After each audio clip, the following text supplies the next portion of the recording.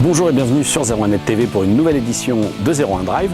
Aujourd'hui, je suis en Espagne pour tester un nouveau véhicule. Il s'agit de la nouvelle, je devrais même dire de la future Ford Focus, puisqu'elle sera présentée pendant le mondial de l'automobile. La nouveauté pour nous sur 01net, eh bien, c'est Sync 2, la seconde version du système multimédia du constructeur. On va voir, il y a eu de belles améliorations, surtout une qu'on attendait. On va tout de suite découvrir ça ensemble.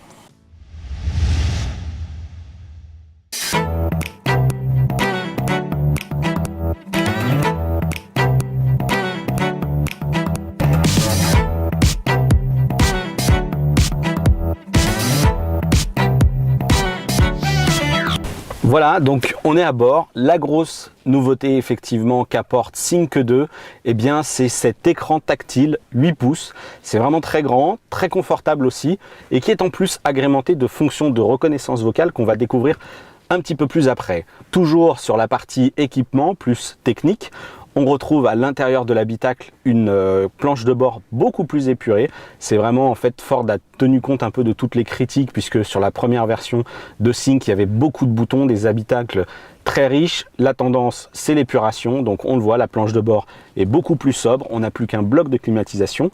Ce qui n'empêche pas que du côté de la connectique, eh bien, il y a un mieux, puisque en plus de la prise USB qu'on retrouve directement accessible sous la console centrale, le constructeur a ajouté une seconde prise USB sous la coudoir, ainsi qu'un lecteur de carte SD et une entrée ligne. La particularité de ce second port USB, eh bien, c'est que au-delà de servir à connecter une clé pour écouter de la musique, il pourra être utilisé pour brancher une clé 3G et partager dans l'habitacle un petit réseau Wi-Fi, donc avec uniquement les passagers, bien entendu. Il est sécurisé et de courte portée. Ce hotspot Wi-Fi, on peut aussi l'établir directement depuis la connexion de son smartphone via un partage qui passera là encore via la voiture ou pourquoi pas directement depuis le smartphone, qu'il s'agisse d'un modèle Android ou iOS.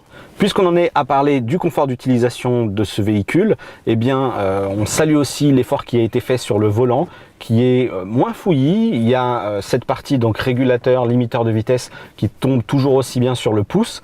Et puis de l'autre côté, du côté droit du volant, on retrouve cette fonction de reconnaissance vocale, donc qui permet de piloter toutes les fonctions multimédia de Sync 2 directement à la voix. Ça fonctionne bien pour une raison assez simple, eh bien, c'est que derrière cette technologie, il y a un savoir-faire qui est celui de Nuance.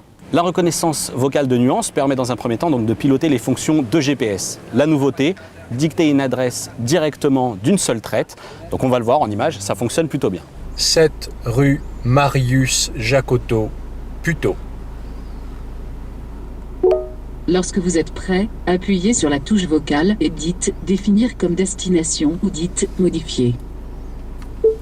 Définir comme destination.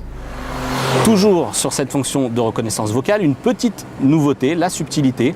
On peut indiquer des commandes spécifiques qui sont liées cette fois-ci à la recherche de points d'intérêt. Par exemple, Ford a trouvé une originalité qui est de dire « j'ai faim » lorsqu'on cherche un restaurant.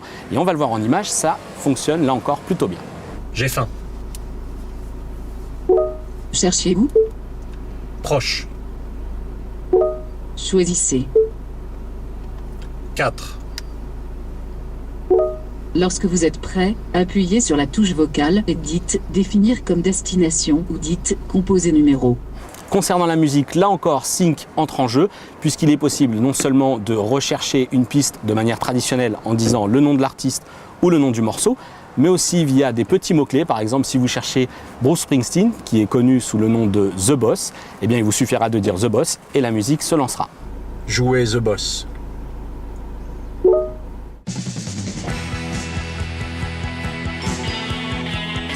Ce système Sync devrait toutefois évoluer puisque le constructeur proposera prochainement son système Uplink, donc qui permettra d'enrichir ce système multimédia avec des applications Deezer, en l'occurrence.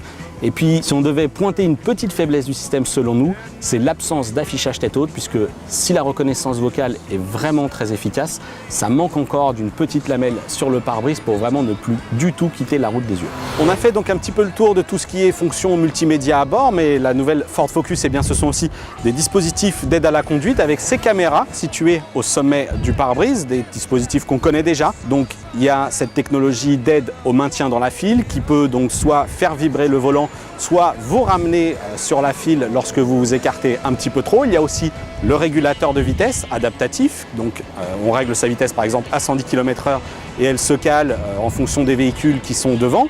Et il y a aussi donc bien évidemment un limiteur de vitesse.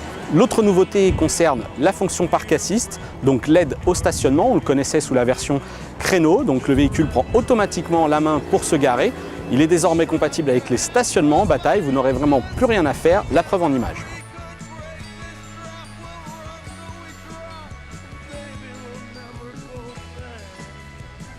Voilà, c'en est fini donc pour ce test de la nouvelle Focus et de son système multimédia Sync 2. Je vous donne rendez-vous pour une prochaine édition de 01 Drive sur 01net.